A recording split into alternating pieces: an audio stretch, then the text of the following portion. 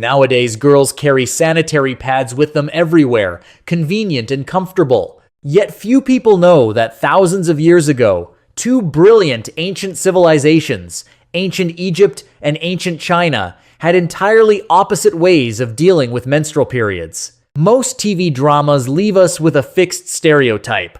All ancient peoples regarded menstrual blood as filthy, forcing women to stay isolated during their cycles. But this idea only applies to traditional Chinese culture. As early as 3,500 years ago, ancient Egypt worked completely differently. Women could enter and worship in temples freely while menstruating. Today, we will make a full horizontal comparison from 3 dimensions: cleaning supplies, cultural values, and daily social activities. Every claim is backed by papyrus medical texts, unearthed fabrics, and ancient written records, with fabricated online historical tales excluded. Here's a key point to start with. Let's debunk 2 widespread online misconceptions. First, many people get this wrong.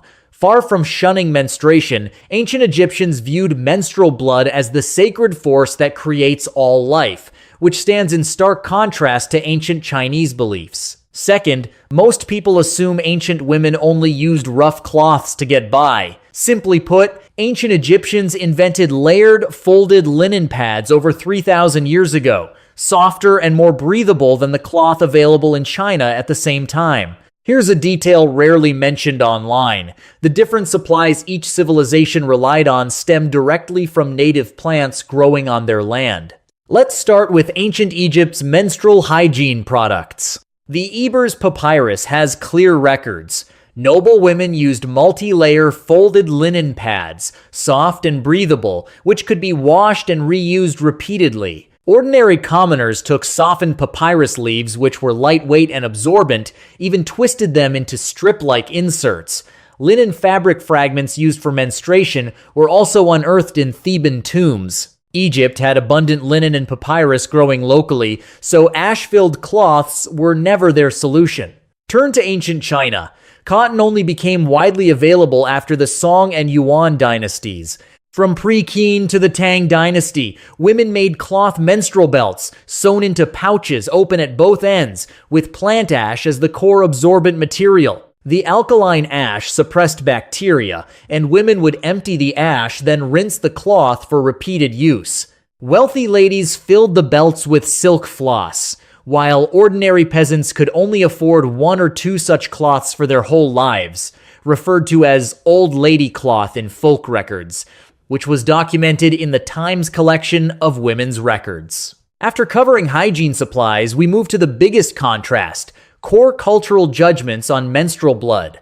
Ancient Egyptian mythology states the goddess Isis created all life through blood. The Nile's annual floods and women's menstrual blood were seen as the same vital life force. Menstruation carried no stigma at all, and it was even seen as a sign of strong fertility. By contrast, the Times Book of Rites Times clearly categorized menstrual blood as filthy in ancient China. People believed it would dispel positive vital energy, anger gods, and ruin harvests. Folk customs developed a long list of taboos. Women on their periods could not enter ancestral halls or sacrificial rituals, and couples were expected to sleep separately. It's hard to find a full comparison of Egyptian and Chinese historical materials like this anywhere online.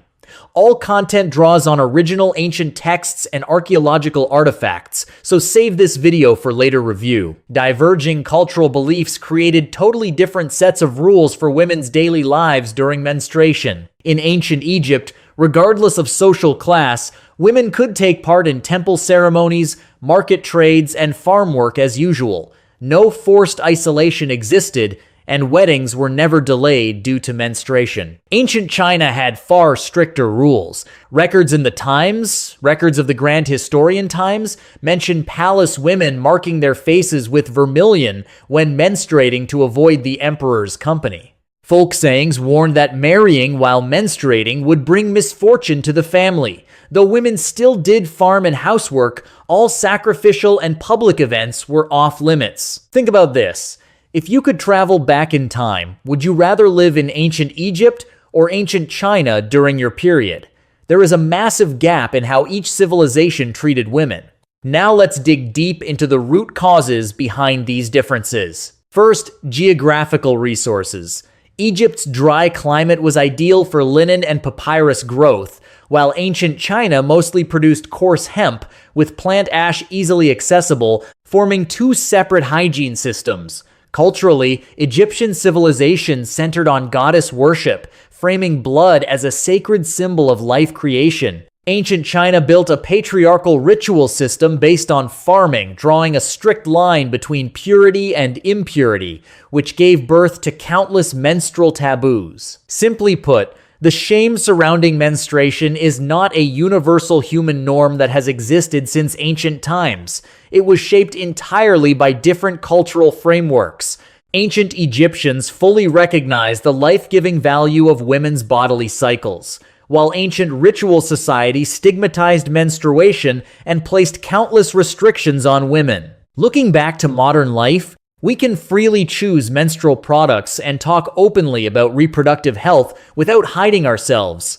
This represents huge progress, breaking the outdated biases of the past. Comparing these two civilizations also makes it clear how a culture's attitude toward menstruation directly reflects its treatment of women. After learning all the comparisons between ancient Egypt and ancient China, which civilization do you think treated women's periods with more tolerance? Share your thoughts in the comments section. That wraps up this cross-civilization women's history video.